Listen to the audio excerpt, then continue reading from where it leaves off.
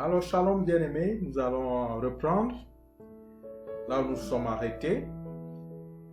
Nous étions en train de parler des trois catégories de personnes qui se trouvaient dans la famille de Jésus-Christ et nous nous sommes rendus compte qu'il avait aussi plein d'incrédules dans sa famille. Je parle ainsi à l'égard de ceux-là peut-être qui peuvent éprouver des difficultés dans leur foi, au fait que certains des membres de leur famille soient encore incrédules.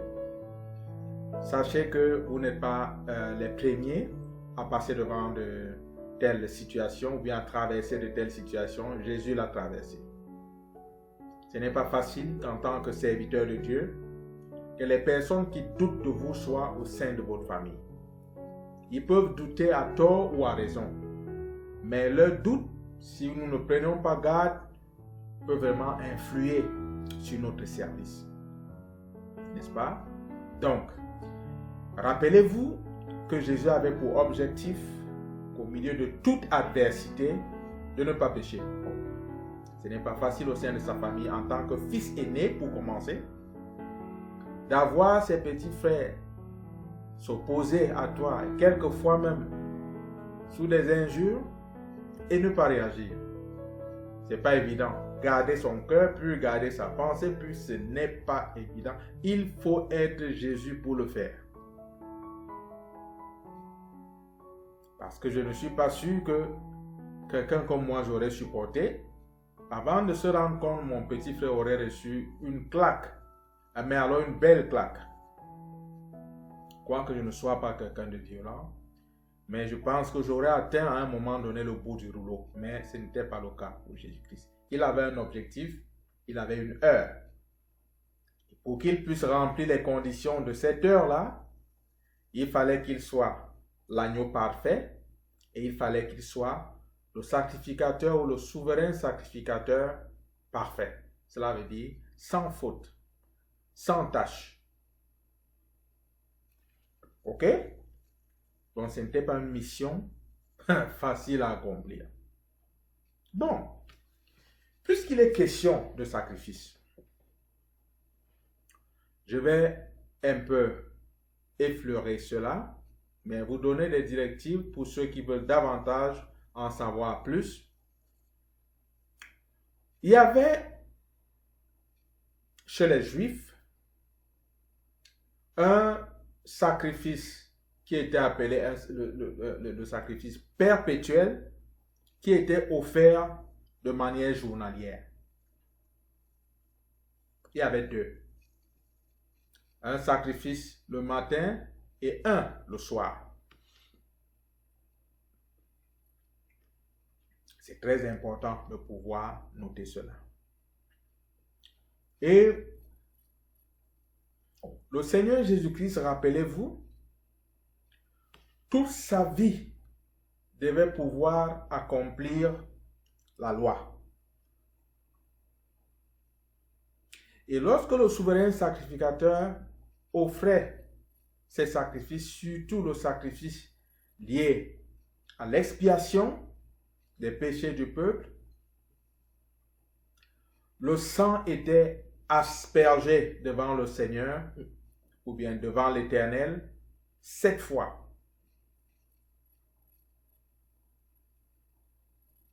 Ce sang était aspergé 7 fois. Pour référence, je vais vous donner le livre de Lévitique. Vous allez prendre les chapitres 4, les chapitres 8, les chapitres 14, les chapitres 16. Et vous allez aussi vérifier Nombre 19. Je vais ajouter quelques autres textes pour ceux qui veulent vraiment faire la lecture. Vous pouvez aussi lire Exode 12, le verset 6. Vous pouvez lire Exode 29 à partir du verset 38 jusqu'à la fin de ce chapitre. N'est-ce pas? Je donne ceci rapidement comme ceci parce que je voudrais aller vite. Ok. Donc, pour ce qui concerne le sang de l'aspersion, dont a fait mention notre frère dans le livre des Hébreux, parce qu'il fallait ce sang de l'aspersion, le sang de Jésus a été aspergé 7 fois. On peut retracer cela dans la Bible. Pourquoi est-ce que je m'attarde sur les détails de ce genre? C'est pour montrer la véracité, la précision de l'œuvre salvatrice que Jésus est venu accomplir. Il n'y avait pas de place pour le hasard. Tout s'est fait tel que prescrit par l'Éternel. Rappelez-vous, dans la toute première vidéo, j'étais en train de dire que il fallait qu'un être humain vienne, accomplisse la loi, afin de pouvoir ranger l'alliance qui était liée à la loi et établir une nouvelle alliance. Tant que cela n'était pas accompli, cette loi-là ne pouvait pas être rangée. Il fallait donc que Jésus-Christ accomplisse cette loi. Il a commencé par l'accomplir dans sa chair en ce qu'il n'a pas péché, ce qu'il a qualifié pour être l'agneau parfait et le souverain sacrificateur parfait, parce que rappelez-vous, non seulement dans l'Ancien Testament, non seulement le sacrificateur venait avec cet agneau sans défaut, mais lui-même devait offrir un autre sacrifice pour ses propres péchés pour se purifier. Non sans avoir fait une série d'ablutions, se laver les mains, se laver ainsi de suite. Parce qu'il fallait qu'il se tienne devant le Seigneur sans reproche. Donc Jésus-Christ a d'abord commencé par accomplir tout cela dans sa chair, dans la vie qu'il a menée. Il pouvait se tenir au milieu du peuple et dire ceci: lequel d'entre vous, qui d'entre vous là, me convaincra de péché? Lequel? Dites-moi un péché que j'ai fait. Combien de soi-disant gourous de nos jours peuvent essayer de dire un truc pareil? Essaie alors. Le jour là, on saura ce que tu fais avec la voisine ou bien avec le voisin. Mais Jésus s'est tenu au milieu d'un peuple qui le détestait. Ces scribes et ces pharisiens, ces docteurs de la loi, il a dit: lequel d'entre vous là me convaincra de péché? Nommez un seul péché que j'ai commis. Ils ont tous fermé les bouches. Et ils sont partis de là. Donc, quand j'entends mes amis et mes frères musulmans parler de connaître Jésus, moi, ça me fait un peu pitié. Vous savez pourquoi ça me fait pitié? Parce que j'ai été comme élevé par les musulmans. J'aime dire que les musulmans sont un peu comme mes parents. De 10 ans jusqu'à 21 ans, j'ai grandi dans les mains des musulmans. Cela veut dire 11 ans ou un peu plus. Donc, quand je parle d'eux avec une certaine compassion, parce que je sais que plusieurs d'entre eux aiment sincèrement le Seigneur, ou bien aiment sincèrement Dieu, mais le problème repose sur la fondation sur laquelle ils se tiennent. Quand ils disent par exemple que non, nous croyons en Jésus, il n'y a pas un musulman sérieux qui ne croit pas en Jésus, je dis mais non. Il dit que même le prophète Mohamed croyait en Jésus, j'ai dit non, il y a un problème. Quand Jésus est venu sur la terre pour montrer aux gens qu'ils croient en la parole qui est venue de Moïse, il a mis en pratique cette parole. C'est comme ça qu'on croit. Tu ne te tiens pas seulement quelque part, tu dis je crois, tu sautilles. Non, non, ce n'est pas de ça qu'il est question. Si tu dis que tu crois, tu mets ça en pratique. Quand Jésus a dit qu'il croyait en la parole que Dieu a donnée à Moïse, il a mis en pratique de manière parfaite la loi de Moïse. C'est elle que nous allons démontrer, les dernières parties de ça que nous allons démontrer tout à l'heure. Donc quand mes frères et amis musulmans disent qu'ils croient en Jésus, il faut bien qu'ils mettent en pratique l'évangile. Et la mise en pratique de l'évangile commence où? Par la nouvelle naissance. Dire que tu crois en Jésus-Christ, c'est dire que tu crois en l'évangile. Et dire que tu crois en l'évangile, c'est commencer par naître de nouveau. C'est de ça que nous parlons. Et mes frères, si jamais l'un d'entre vous écoute cette vidéo, s'il vous plaît, revoyez encore votre croyance en Jésus-Christ.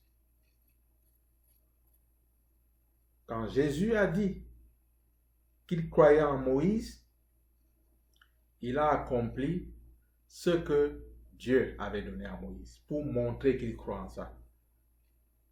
Donc, si le prophète Mohammed croit en Jésus comme vous le dites, il faut bien qu'il mette en pratique l'évangile. C'est comme ça qu'on croit. Tu ne peux pas seulement dire non, je crois. Peut-être vous voulez dire que vous êtes informé au sujet de lui, mais dire que vous croyez, c'est de pouvoir mettre en pratique ce qu'il a dit. Et c'est très important. Je ne sais pas pourquoi j'ai touché ce point. Peut-être qu'il y a l'un de mes amis ou l'un de mes frères musulmans qui devait entendre cela quelque part. Si c'est toi, sache que ce Jésus dont tu as souvent parlé, qui se trouve mentionné dans le Coran, est en train de te parler. Jésus-Christ, le sauveur du monde, est en train de te parler. Et il est en train de t'appeler à lui parce qu'il t'aime vraiment. Parce qu'il t'aime. Et il est en train de te dire que si tu dis que tu crois en lui, tu dois pouvoir mettre en pratique sa parole. Ce que je te dis ici, il l'a dit aussi à ses disciples. Je vais en profiter pour citer l'un des passages, l'une des déclarations qu'il a faites.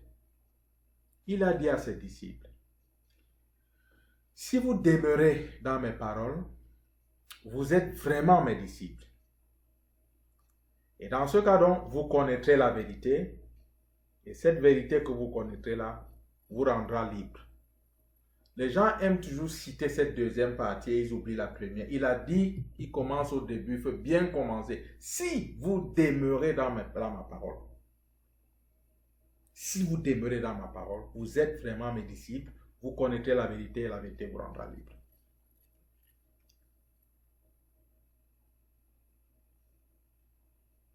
Je pense que c'est dans le livre de Jean, le chapitre 8. Bon, je vais commencer par mentionner l'un des points concernant le sang de l'aspersion. Et je disais que ce sang devait être aspergé 7 fois. J'ai donné les références dans le livre de Lévitique, de Nombre et puis d'Exode concernant le sang de l'aspersion. Premier point. La Bible dit dans le livre de Luc, le chapitre 22, le verset 44, que étant en agonie, il priait plus instamment et sa sueur devint comme des grumeaux de sang qui tombaient à terre. Donc, premier point. La sueur de Jésus est devenue comme des grumeaux de sang qui tombaient par terre. Voilà la première aspersion. La toute première. Nous allons continuer. Je vais nommer cela rapidement pour que nous puissions finir cette portion de l'étude.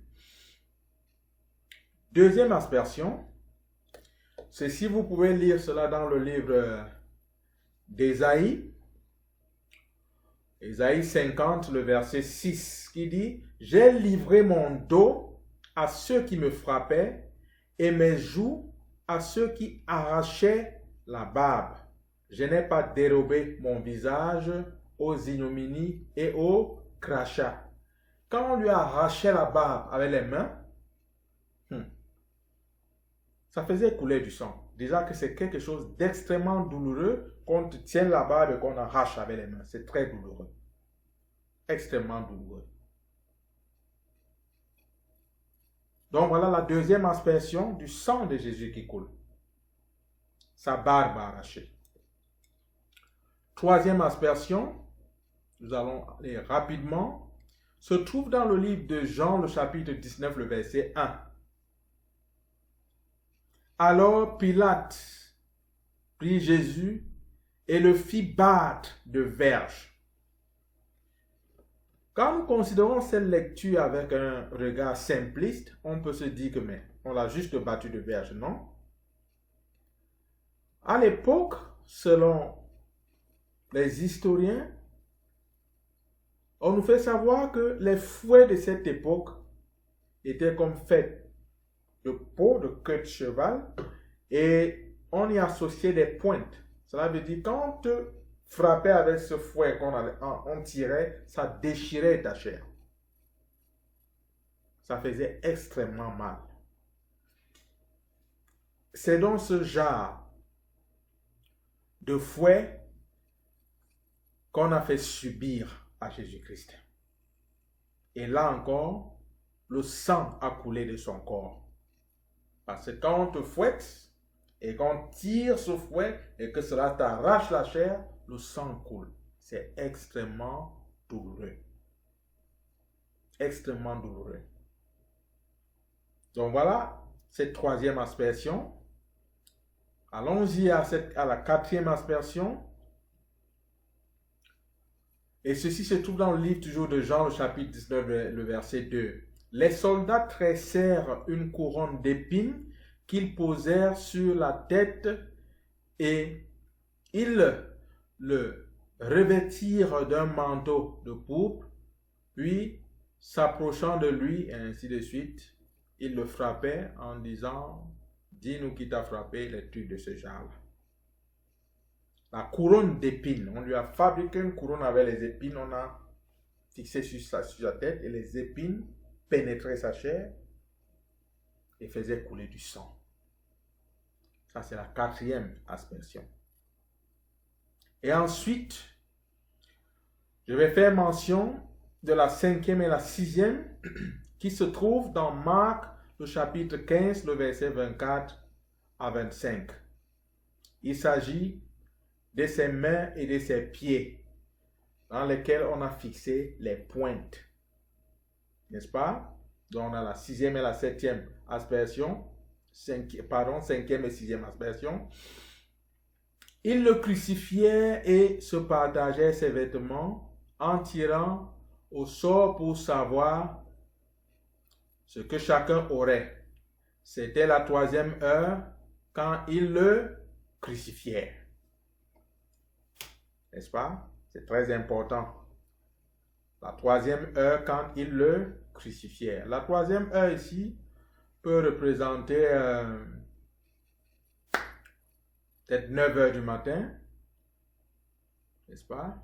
9 heures du matin par là. Parce que la sixième heure, c'est midi. Et la neuvième heure, c'est 15 heures. 15 heures, c'est cette heure qui est dite dans la Bible comme on la présente comme l'heure entre les deux soirs, les trucs de ce genre-là. N'est-ce pas? Donc on a vu la cinquième et la sixième aspersion, la crucifixion de ses mains et de ses pieds. Et maintenant la septième et la dernière aspersion. Jean 19, versets 33 à 34. S'étant approché de Jésus et le voyant déjà mort, il ne lui rompit pas les jambes, mais un des soldats lui perça le côté avec une lance, et aussitôt il sortit du sang et de l'eau. Voilà la septième et la dernière aspersion, qui cache quelque chose de très important. Rappelez-vous, Jésus était offert non seulement comme ce sacrifice pour notre expiation, pour expier notre péché, mais il était aussi offert comme l'agneau pascal. Parce que durant l'époque, cette semaine où on l'a crucifié, il y avait aussi la Pâque juive. Et il fallait ici qu'il y ait carrément instauration d'une nouvelle Pâque. Il fallait que la première qui avait vieilli, qui avait été donnée dans le désert, soit carrément remplacée par la nouvelle. Parce que Jésus-Christ est notre Pâque. Rappelez-vous, l'agneau pascal, quand vous allez lire dans le livre d'Exode, aucun os de l'agneau ne devait être brisé. Et la Bible nous dit ici que, se rendant compte que Jésus était déjà mort, on ne lui brisa pas les jambes, parce que aucun os ne devait être brisé.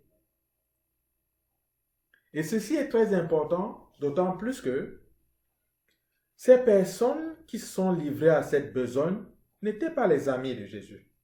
On pouvait parler d'un complot, parce qu'ayant lu l'Ancien Testament, peut-être qu'il les avait instruits de ne pas briser ses os, mais non. Rien de cela, mais nous voyons comment la prophétie s'accomplit. Ils ne lui ont pas brisé les os. Ils pouvaient se décider avec la complicité des docteurs de la loi, pharisiens, et dire que comme nous savons que le Messie ne doit pas avoir les os brisés, s'il doit être ce Messie parfait, cet agneau parfait, allons briser les os de ce Jésus pour le disqualifier. Et vous savez quoi? Ce que l'Éternel a déclaré là doit s'accomplir. Quand bien même il utiliserait les mains de tes ennemis, il va les utiliser pour accomplir la prophétie à ton sujet. Toujours est-il que, rappelez-vous ce que nous avons dit au départ, il n'est pas question ici d'une fuite de l'ennemi, non. Il est une question d'une marche vers l'accomplissement du but que Dieu t'a donné. Il s'agit d'une marche. Cela ne dépend pas de celui qui court. Ça dépend du Seigneur qui te fait grâce. C'est une grâce que l'Éternel te fait. Cesse de t'agiter de part et d'autre, de courir ça et là comme si non. Bien-aimé, c'est une grâce que Dieu te fait. Il n'y a pas de comparaison où tu vas essayer de te comparer à Paul ou de te comparer à Pierre et essayer maintenant de faire les choses dans le but de pouvoir faire comme Pierre ou faire comme Jean. Non. Tu as une course qui est placée devant toi. Tu as un objectif que Dieu t'a donné qu'il faut que tu atteignes. Tu connais la vie intérieure que tu mènes devant ton Dieu. Si tu es un enfant de Dieu sérieux ou un serviteur de Dieu sérieux, tu sais la direction que le Seigneur t'a dit de prendre. Et au-delà de cette direction, tu sais très très bien le modèle qui a été placé devant nous et que le Seigneur nous a demandé, nous a intimé même l'ordre, je peux même parler ainsi, de pouvoir obéir, de pouvoir suivre. Tu connais ce modèle. Ce modèle, c'est Jésus-Christ. Donc ici, ce n'est pas une question de course contre le voisin. Non, non, non, non, non, non. Remarquez bien, quand l'apôtre Paul a dit qu'il courait, il n'a pas dit qu'il était en train de faire une compétition avec quelqu'un. Non. Il nous faisait savoir clairement que chacun court sa course. Comme pour dire que chacun a devant Dieu une tâche qu'il doit accomplir. Il doit s'atteler à cette tâche. Mais à la fin de la journée, le Seigneur voudrait que toi et moi, nous puissions lui ressembler.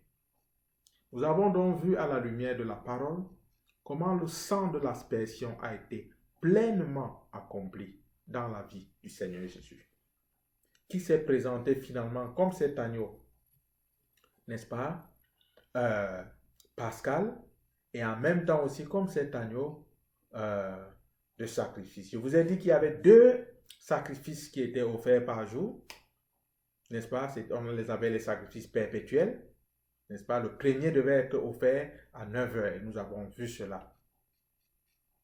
Nous avons vu qu'on a crucifié Jésus-Christ à la 3e heure. Et la Bible nous fait comprendre que entre la 6e heure et la 9e heure, il y a eu des ténèbres qui ont couvert toute la terre. Donc, il y avait donc le 2e agneau qui devait être sacrifié, qui a été offert, n'est-ce pas, entre les 2 soirs, et en même temps, l'agneau pascal. Et après cela, nous savons très très bien ce qui s'est passé dans le temple, et nous savons très bien la déclaration que le Seigneur Jésus-Christ a faite et qui est restée et qui retentit jusqu'à nos jours dans nos cœurs. Tout est accompli. Oui, Seigneur, tout est accompli. L'heure pour laquelle je suis venu là, j'ai fini par atteindre cette heure. J'ai rendu les choses parfaites, Seigneur. C'est parfait, mon Dieu. Tout est accompli. Ce n'était pas un cri comme de souffrance. Non, cette fois-ci, c'était un cri de triomphe. Un cri triomphal. Tout est accompli. Oh là là là là là là, c'est-à-dire, j'ai le corps totalement couvert de chair de poule, rien qu'à en parler. Parce que je viens de me rappeler une parole de l'apôtre Paul qui dit que, je ne sais pas si c'est l'apôtre Paul ou l'apôtre Pierre, mais dans l'une des épîtres qui disait que si les princes de ce monde avaient su, ils n'auraient pas crucifié le roi de gloire. Ah ah! Si Satan avait su que sa défaite totale et vraiment son désarmement total viendrait de la crucifixion, il aurait dit à Jésus, Jésus vit éternellement. Je ne veux pas mettre mon doigt sur toi. Mais mal lui en a pris. Comme je le disais au début, c'est malheureux pour Satan parce qu'il est toujours vaincu dans son propre jeu. Dans ta vie, bien-aimé, quel que soit ce que Satan fait, ne définis pas ta vie sur la base de ce que tu traverses. Non. Dieu a quelque chose en vue de très grand pour toi. Ne te réduis pas à courir après les hommes, courir après les impositions des mains à gauche, après les impositions des mains à droite, après attention, bien-aimé. Ce n'est pas à cette tâche que le Seigneur t'a appelé. Le Seigneur ne t'a pas dit de fuir devant Pharaon, fuir l'Égypte. Non, il a dit de marcher vers cet endroit-là où il va te montrer pour que tu puisses l'adorer. Tu cours à gauche, tu cours à droite, tu cherches l'imposition. Vous ne savez pas la quantité de emails que je reçois ou des messages que je reçois avec des chrétiens vivant dans une défaite totale, courant de prêtres à pasteurs, d'évêques à prophètes et tout. Ils sont tellement confus, cela me fait de la peine. Cela me fait absolument de la peine. Et j'ai comme l'impression que plusieurs n'ont pas encore compris ou bien se refusent de comprendre que nous devons faire tout ce que nous pouvons pour reposer dans la parole de l'Éternel. Reposer en Jésus-Christ. Le Seigneur ne ment point. Il a donc dit, venez à moi vous tous qui êtes fatigués et chargés, et je vous donnerai du repos. Il n'a pas dit qu'il vous donnerait la confusion pour que vous viviez dans la peur. Oh, homme de Dieu, il y a ceci qui m'arrive toujours, j'arrive pas à faire ceci, s'il te plaît, prie pour moi, j'ai une interview demain. Oh là là là là là là là là là là.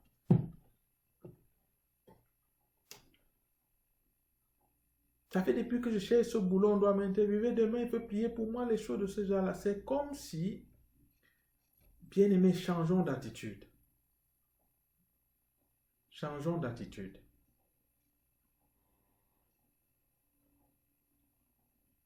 Lorsque nous sortons de l'Égypte, sortons vraiment de l'Égypte.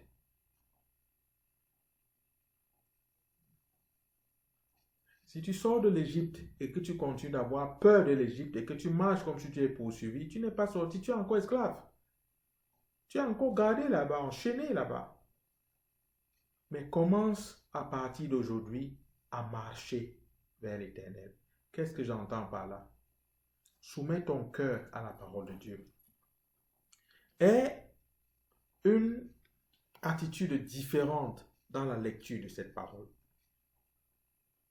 Lis cette parole à compter d'aujourd'hui comme si tu communiais avec l'Éternel. Attends que cette parole te parle et te guide. Je ne dis pas que ça va se faire pour tout le monde à l'instant, comme ceci, mais je dis que, à force d'insister, de persévérer, d'insister, le Seigneur va te répondre. Le Seigneur va te parler. Tu vas commencer à discerner sa voix. J'ai eu quelques chrétiens qui m'ont contacté pour me dire que ils ne savent pas si Dieu les a vraiment pardonnés. Je dis que, mais pourquoi vous parlez ainsi? Il me dit que non. Parce que ce qu'il a fait, si comme ça, continue de venir dans son cœur et continue vraiment de... Je dis qu'écoute, c'est Dieu qui est le juge, n'est-ce pas? Ils me disent oui. Je dis que bon, si tu crois donc que c'est Dieu qui est en train de t'accuser, que c'est le Saint-Esprit qui t'accuse, le Saint-Esprit ou bien Dieu t'accuse donc devant qui? Vous voyez un peu le jugeote. La Bible appelle Satan l'accusateur des frères. Dieu ne peut pas t'accuser. Le Seigneur Jésus-Christ lui-même l'a déclaré. Il n'est pas venu nous condamner, il n'est pas venu nous accuser, mais il est venu sauver le monde. C'est ce que Jésus déclare. Vous voyez, parce que nous ne nous sommes pas familiarisés, nous ne nous sommes pas donnés entièrement à lire la parole de Dieu et à nous l'approprier. Ça fait que nous marchons dans la peur, nous marchons dans la culpabilité, nous ne comprenons pas clairement qui nous sommes en Christ. Nous marchons comme, et dans notre tête, c'est comme si on avait à nos trousses Satan qui continue de nous poursuivre dans nos affaires. Et vous savez quoi? Quand vous marchez avec une telle attitude, croyant qu'il vous poursuit, il s'engage vraiment à le faire. Il vous suivra donc dans vos affaires, il vous suivra dans tout ce que vous faites parce que vous avez ouvert une porte par rapport à ça. Non, bien-aimés, marchons dans la confiance en l'Éternel. Avant de terminer, je vais dire ceci. Parce que souvent, quand nous vous parlons, vous vous dites peut-être que nous n'avons jamais eu de difficultés. Dans ma vie, j'ai connu certaines difficultés qui m'ont fait adresser, je ne savais plus comment prier, je ne savais plus quoi dire. Je savais au moins que cette parole était vraie. Mais chaque fois que je mettais mes genoux par terre, je ne savais plus quoi dire. J'ai donc élevé une prière à Dieu pendant près d'1 an, la même prière.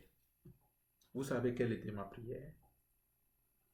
Dis Seigneur, souviens-toi de moi et fais-moi grâce. Souviens-toi de moi. Ça veut dire je m'agenouille là pendant 15-30 minutes. Je ne fais que gémir. Je n'arrive pas à dire quoi que ce soit.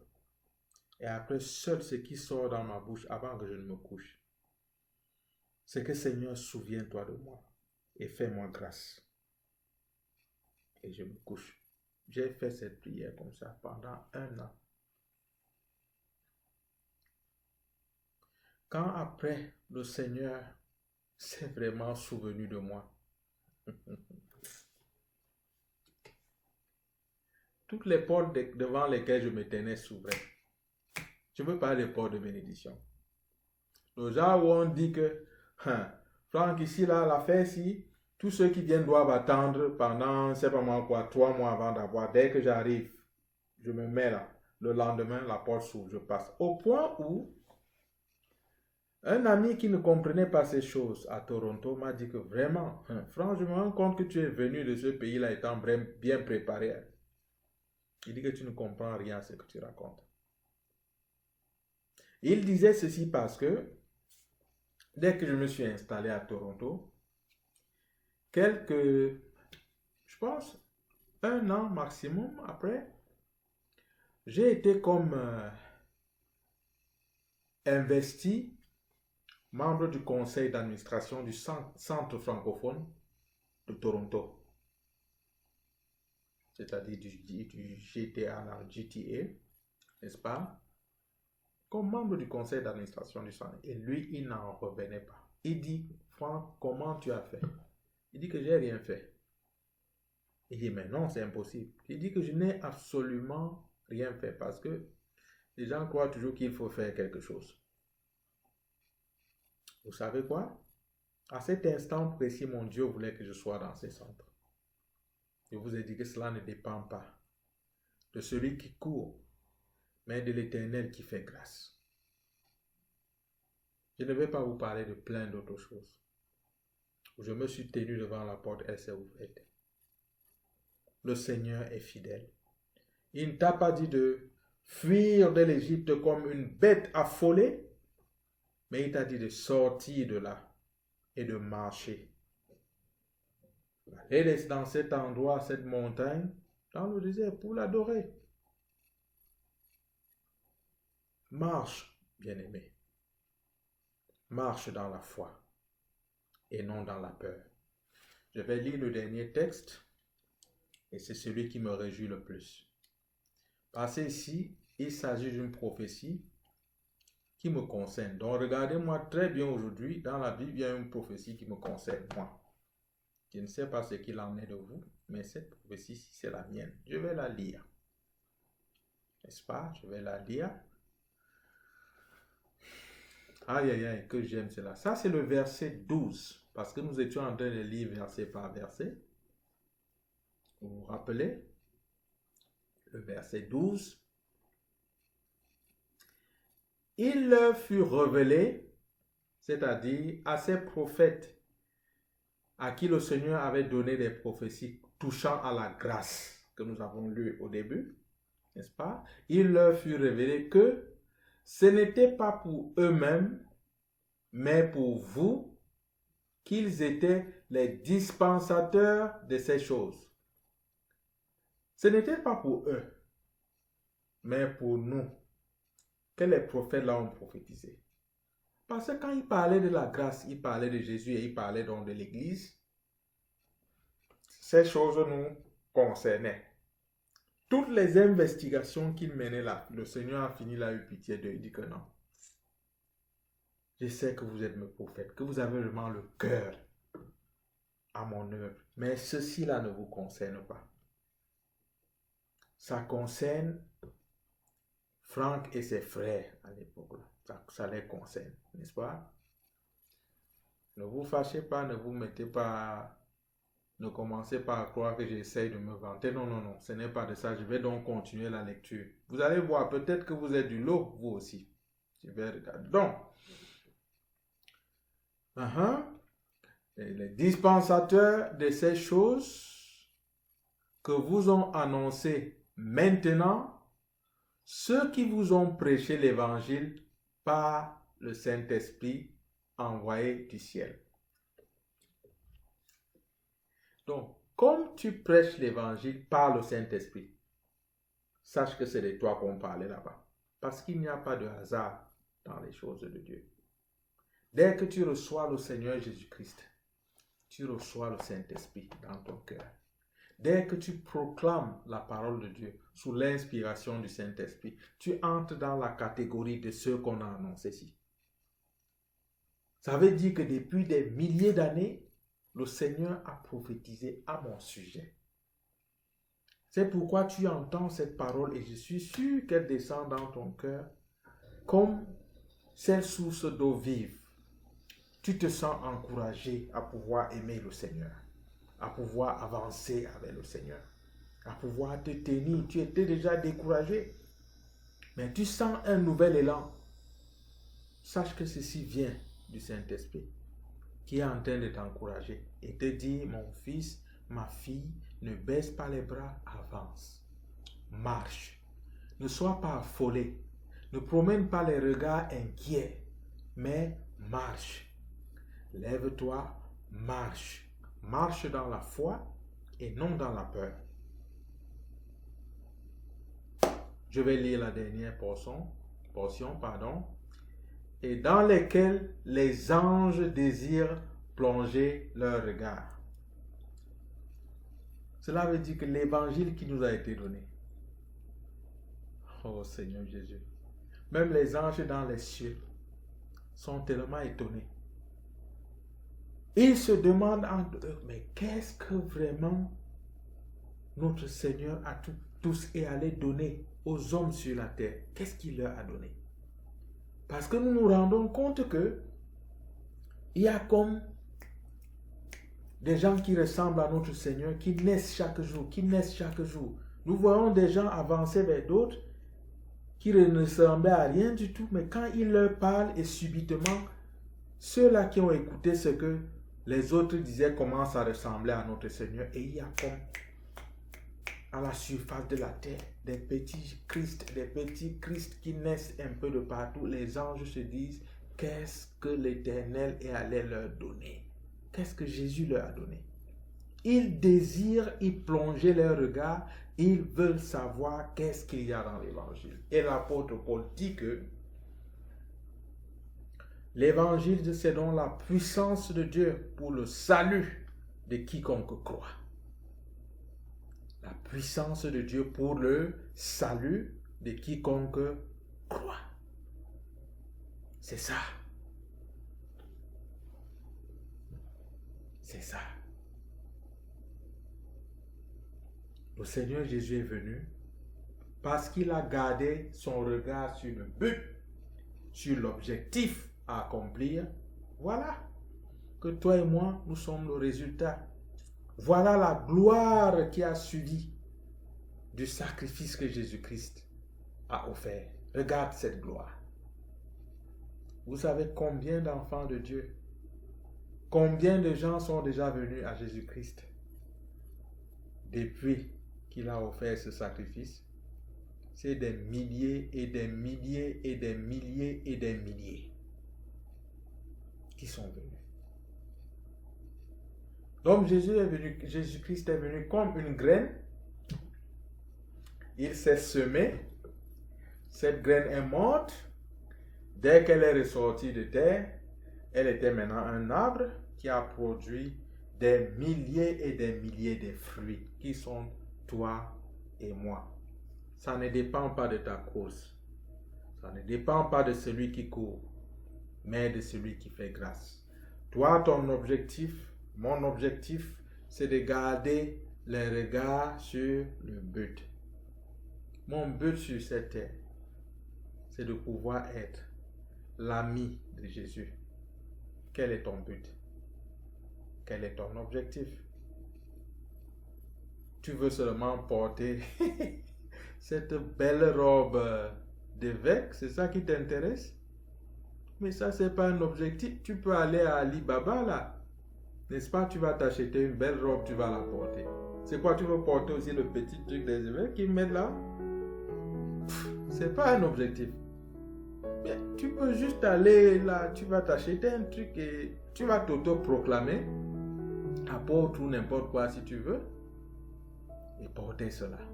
Moi, je suis en train de parler des buts liés au royaume de Dieu.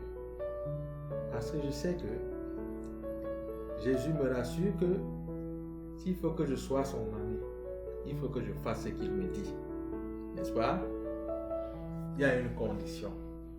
Mais j'aime cette condition parce qu'il continue en disant que si je suis seulement serviteur, il peut me cacher certaines choses. Mais si je deviens son ami, il ne va plus rien me cacher, il va me dire. Parce que nous sommes amis. Lisons bien les évangiles. N'est-ce pas? Ah, tu veux aspirer à un don? Moi, j'aspire plutôt à ça. C'est ça ce qui m'intéresse, être l'ami du Seigneur. L'ami de Jésus-Christ. Et je sais qu'il va m'aider, comme il est en train de le faire. Que le Seigneur te bénisse, bien-aimé.